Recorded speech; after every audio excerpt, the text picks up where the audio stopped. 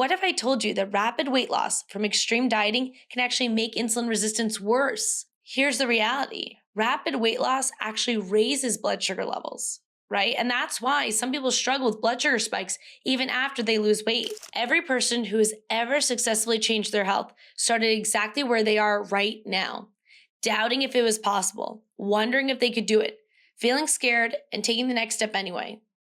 Your past struggles don't define your future, and your failures do not mean you can't succeed. You are not the problem. The diets are.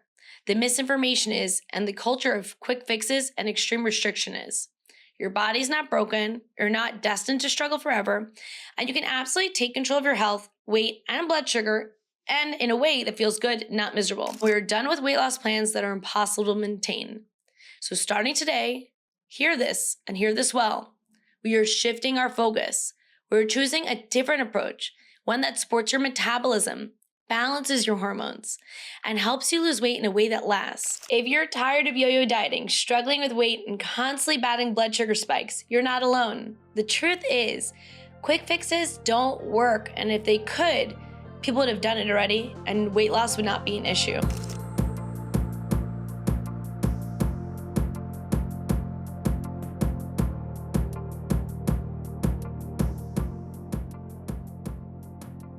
Hello, beautiful friends. Dr. Yaz here. How are you guys doing? So this is a big time where I notice a lot of my clients are like, I'm going to get on it with my health. There's not much else going on, right? And we're trying to really kind of hone in. We don't have too much going on right now. It's a perfect time to get your health on lock. But the problem is a lot of us will turn to quick fixes. I was so guilty of this back in college. I still remember my girlfriend, I won't say her on the podcast because I haven't asked her permission, but she has, a background in modeling, and she was like Miss blank of certain country and like did all these things. And I remember when she'd gotten in really crazy good shape, asking her what diet she did. And she gave me one of those diets where, you do the same exact meal plan every day for 30 days. And I made it to about day 14 and I lost like 16 pounds in the couple weeks. I mean, seems amazing, right? But the reality is it was kind of this time of year. It was really cold outside, winter night, and I was craving all the foods I couldn't have. So what happened? I went on, called takeout, and I just binged. I completely binged. And then I felt so ashamed. The next morning, I gained 5 pounds, which I'm sure was a lot of water weight that I lost and then regained, but still. And I felt so much shame that I just totally stopped. And I wound up putting on more weight than I lost to begin with, all because I was so restrictive. And so I really wanted to come on and talk about this episode because I have so many clients who really, really want to lose weight and they get really, really strict. And then I don't hear from them all of a sudden, maybe after a few months. And what really happened is either, they lost the weight, right? And then slowed their metabolism. And so they rebound, gained weight, or they were so restrictive that after white knuckling for so long, they wound up regaining the weight, right? After basically going restrictive, binging, and then going through that ugly cycle I used to go through so many times. So if you've ever gained weight, lost weight, and then gained it again, this episode is for you. If you're tired of yo-yo dieting, struggling with your weight, and constant battling blood sugar spikes, you're not alone. The truth is, quick fixes don't work, and they could be making your health worse. But sustainable weight loss, see, that's a game changer. And in today's episode, we'll uncover why crash diets often fail, how they impact type 2 diabetes and metabolic health, and what works to help you lose weight, lower blood sugar, and keep it off for good. Now, if you're ready for real lasting change, let's dive in. Welcome to the Diabesity Fix, your go-to podcast for science-backed strategies to reverse type 2 diabetes, lose weight naturally, and take control of your metabolic health. I'm Dr. Yasmine Elamir, a triple board certified endocrinologist and obesity specialist and certified health coach. And I help people just like you ditch the quick fixes and adopt sustainable, evidence-based habits that work. Before we jump in, I have a question for you. Have you ever lost weight on a diet only to gain it all back? Yeah, me too. Maybe like 3, 4, God knows how many times. I'm very good at losing weight, and I was also equally good at gaining it back.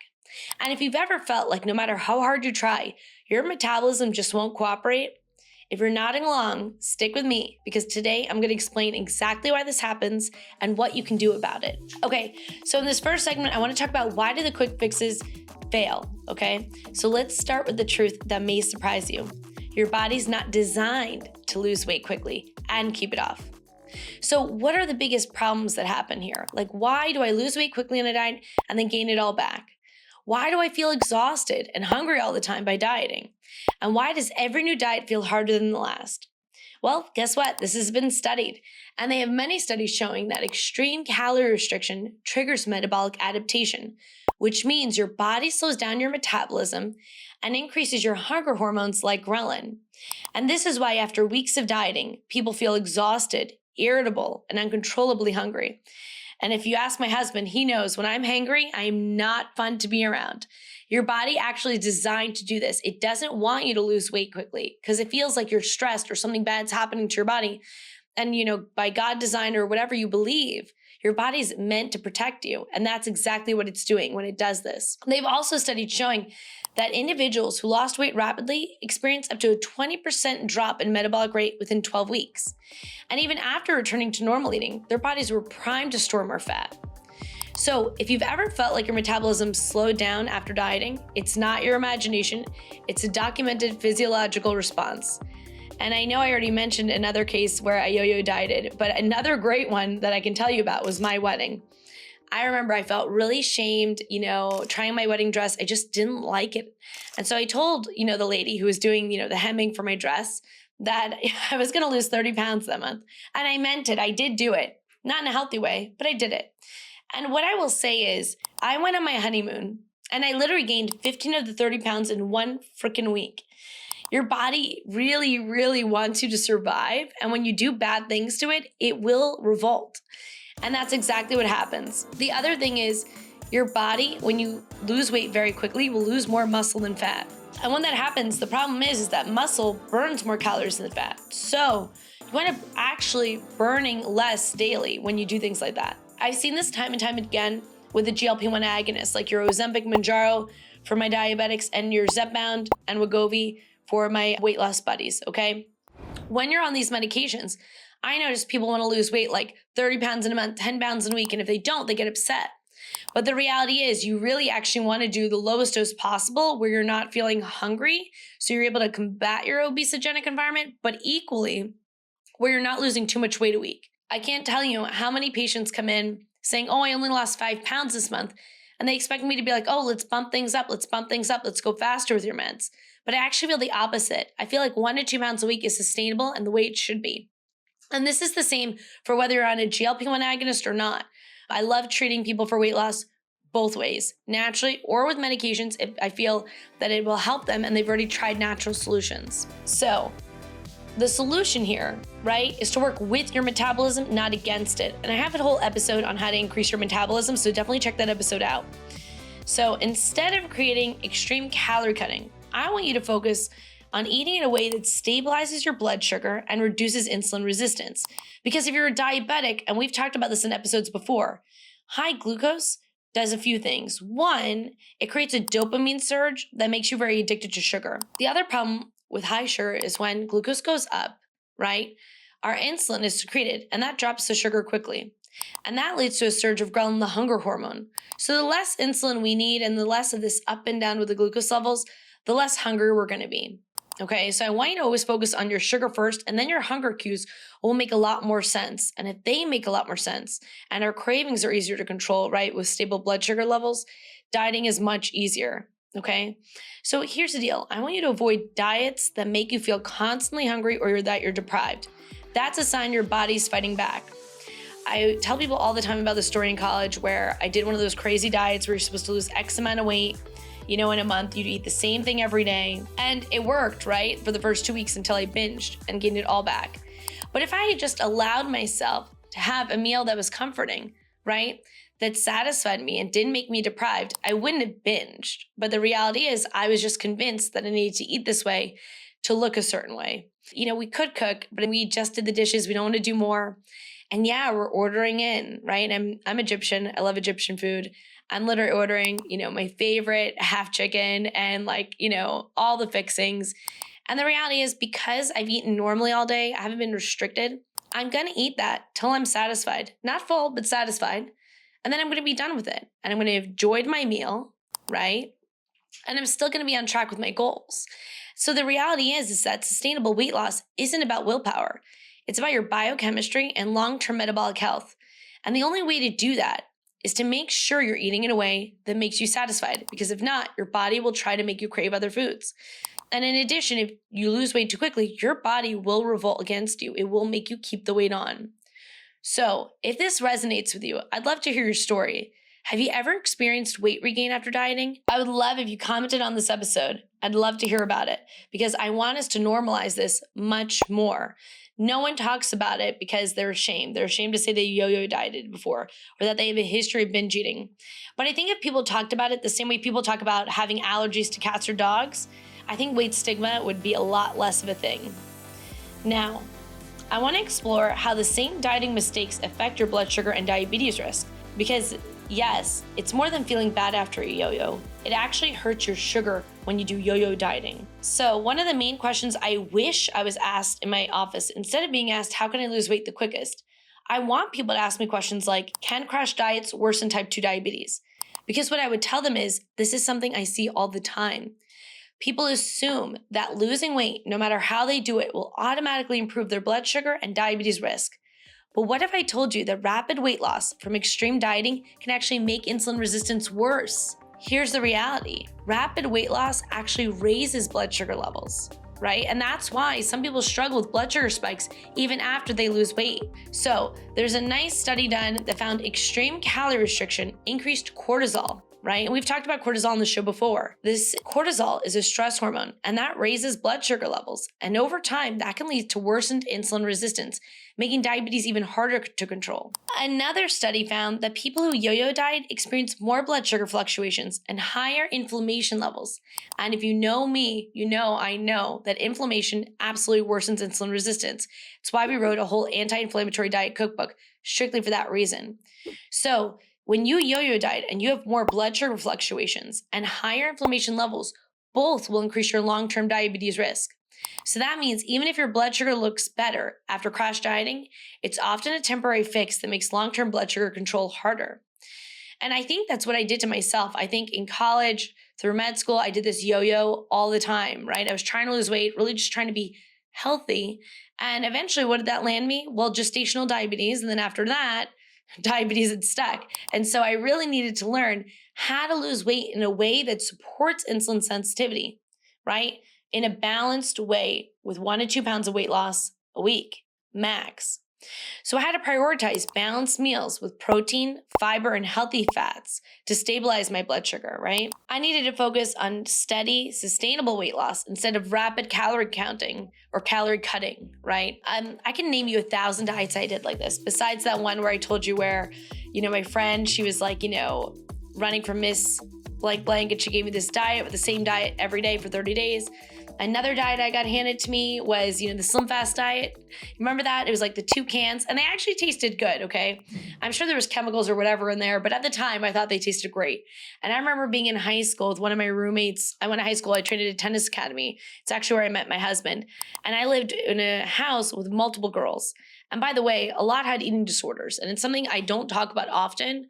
But some people did go through this, and this is because of weight stigma. We were told, to look like Anna Kournikova or these tennis players that just, were freaks of nature. They look great, right? But at the same time, to eat like that and live like that just wasn't sustainable, right? And I'll never forget this. Me and a few other girls, I won't say any names because right, I'm not sure how open everyone is about their story. And, all my girlfriends are doing really well right now. But at the time, right, we were doing this Slim Fast diet and we had the cans and we'd have that for breakfast and then lunch and then play 3 hours of tennis and then come home and wonder why either we were so exhausted or hangry or why we were about to binge later, right? And this is what leads to unhealthy eating. It's something that I saw from a very young age and that I participated in all the way through, honestly, until I fixed my diabetes and weight for good. So what I want you to focus on is sustainable weight loss, not rapid calorie counting. And instead of crash dieting, I want to aim for lifestyle habits that improve insulin resistance long term. So if you've ever suffered from this, I'd love to hear about it. Please comment below. Let's normalize this conversation. Because the sooner we get comfortable talking about weight and talking about yo-yo dieting and unhealthy behaviors we've experienced, one, will normalize this, that people understand that a lot of people have done this or are doing this, but also that this affected their sugar. The quicker people realize that losing weight quickly is not going to fix their sugar long term, then we can end this cycle that a lot of people have been doing. The next thing I want to discuss is the gut-weight connection, how your microbiome in your gut affects fat storage. See, one of the most overlooked factors in weight loss and blood sugar control is gut health. Your gut microbiome, the trillions of bacteria living in your digestive system, directly impacts how much fat your body stores and how easily you can lose weight. So why do some people eat the same diet but gain more weight? And how does the gut health affect blood sugar control? And can fixing my gut health help me lose weight more easily? Well, the reason I want to discuss how gut health affects blood sugar control and how fixing it can actually help is because when you do these restrictive diets, often we're not eating enough food. And that means we're often not getting enough fiber-rich foods like vegetables, legumes, and fermented foods. And we're often doing processed foods and artificial sweeteners and different things that can damage our gut bacteria. So what I would suggest, right, instead of these quick fixes that destroy your gut microbiome, consider probiotics and eating a lot of good fiber-rich food to balance and improve metabolic health. Okay, and so the one thing I want you to notice is if you're having a lot of cravings or digestive issues, maybe after taking antibiotics, right, maybe start working on your gut microbiome. And the reason I bring that up is because they've studied and they've seen that those with obesity and those with diabetes have a different gut microbiome than those without. And the problem is when we do these restrictive diets, believe it or not, it affects your gut microbiome in a negative way.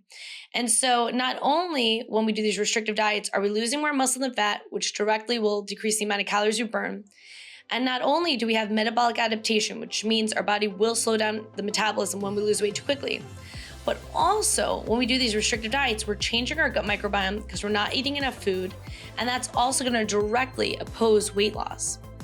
So I want to take a moment and talk directly to you because the person listening to this right now is tired of the weight loss roller coaster.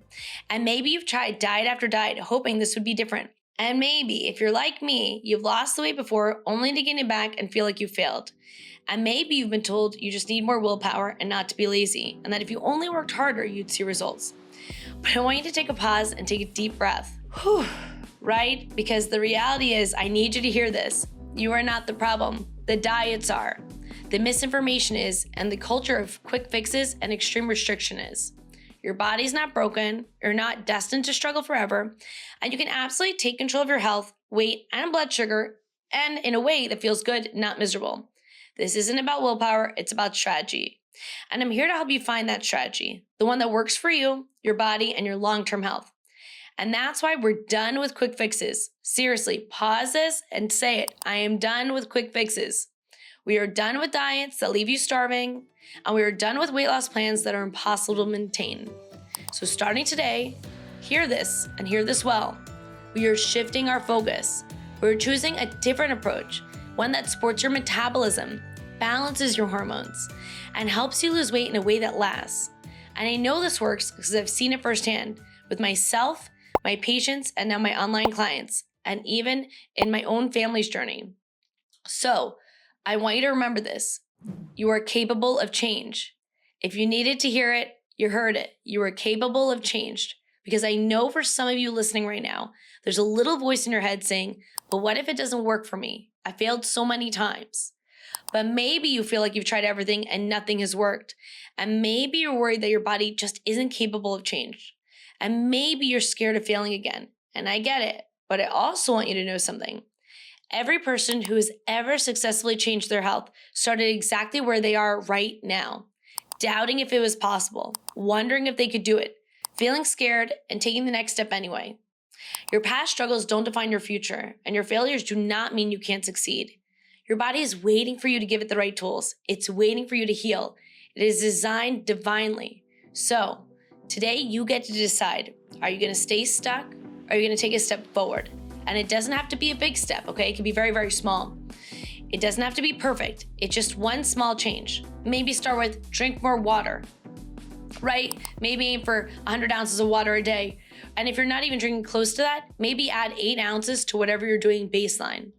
Or I'm gonna eat a protein-rich breakfast that's gonna stabilize my blood sugar for the day, right? So start with protein. Make just one habit change. Or take a 5-minute walk after dinner, because as a diabetic, that will lower your sugar tremendously. Maybe get to bed 30 minutes earlier tonight. Pick any of those, because small changes done consistently lead to massive results. And I'm here to help you every step of the way. So let's create a ripple effect of change, because when we take control of our health, we empower others to do the same. So I want you to try one of those things and maybe have another friend do it with you. All right, that's it for this one. Thank you for being here. Thanks for investing this time in yourself. And thank you for believing that sustainable weight loss is possible. I'll see you on the next time on the Diabesity Fix. Stay strong, stay healthy, and keep moving forward.